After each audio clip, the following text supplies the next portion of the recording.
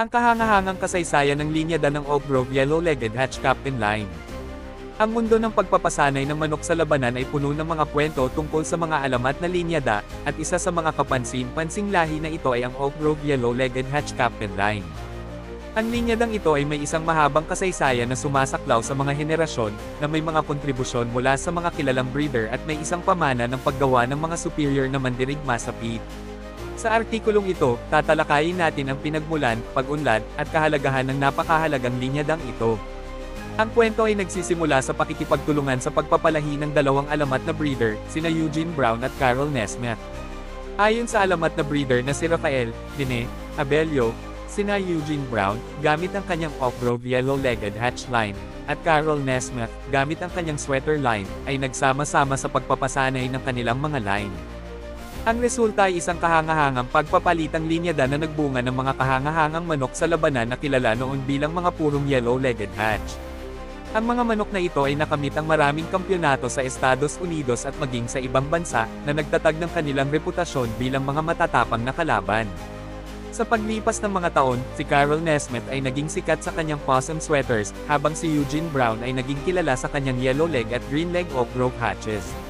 Naniniwala ang ilan na si Eugene Brown ay maaaring nagparami at nagpalitan ng yellow leg Stuart line sa docks upang lumikha ng Oak Grove hatch line. Ang orihinal na Stuart line ay talagang nagmula sa mga linya ni Clarence Stuart, ngunit ito ay pinalitan ng pangalan upang makilala ito mula sa ibang mga linyada sa pagpapalahi. Noong 1980, si Kuya Joe Alimbayugan, isang kaibigan at mentor sa pagpapasanay, ay nag-import ng mga orihinal na Oak Grove hatches mula sa Estados Unidos.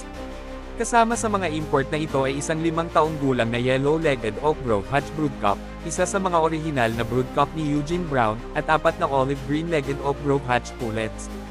Ang pagkuha na ito ay nagmarka ng simula ng Oak Grove Hatch linyada sa Pilipinas. Noong 1994, pagkatapos mamatay si Eugene Brown sa Estados Unidos, muling nakuha ni Kuya Joe ang Oak Grove Hatch line ni Eugene Brown. Sa pagkakataong ito, nakuha niya ang 19 na straight wins line o pamilya, kung saan ang 19 na kapatid na stag ng Oak Grove hatches ay nanalo sa lahat ng kanilang mga derby fight sa Estados Unidos. Sina Kuya Joe at Kuya Danny, na parehong mahigpit na pumipili ng mga materyales sa pagpapalahi at mga eksperto sa pagpapalahi, ay maingat na nagparami at pinuro ang mga line na ito. Si Kuya Danny ay kilala lalo na sa kanyang hindi matitinag na paninindigan sa kalidad, hindi nagdadalawang isip na alisin ang buong mga tupi ng mga mamahaling imported na linyada mula sa Estados Unidos kung hindi ito nakakatugon sa kanyang mataas na pamantayan sa pagpapalahi.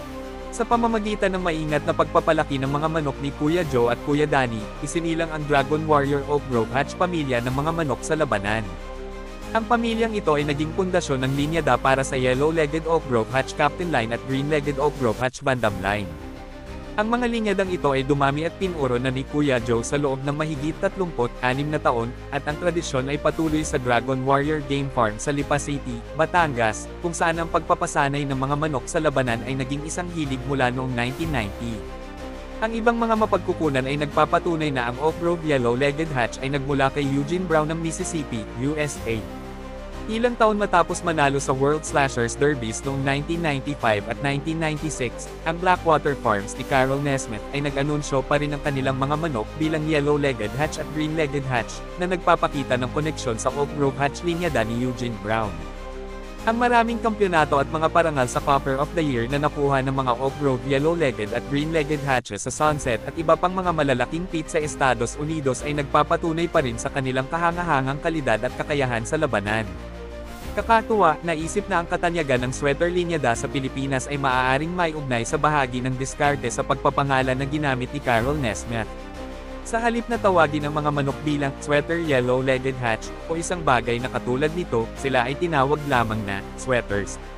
Ang simpleng ngunit epektibong diskarte sa pagpapangalan na ito ay tumulong na lumikha ng isang natatanging pagkakakilanlan para sa linyada at nag-ambag sa malawakang apela nito sa mga mamimili sa Pilipinas. Bilang resulta, nagkaroon ng isang buying frenzy para sa sweaters sa Pilipinas, kung saan isang malaking bahagi ng mga entry sa mga lokal na derby ay nagpapakita ng mga manok ng linyadang ito. Habang maraming sweaters ang nagtagumpay sa pit, mahalagang tandaan na hindi lahat ay nanalo, na nagpapakita ng mapagkompetensyang katangian ng pag-aanak at paglaban ng mga manok. Sa isang bahagi ng kanyang sulat tungkol sa Blackwater Farm sa Alabama, si Carol Nesmith mismo ay nagbigay ng ilang mga insight tungkol sa pinagmulan ng sweater line.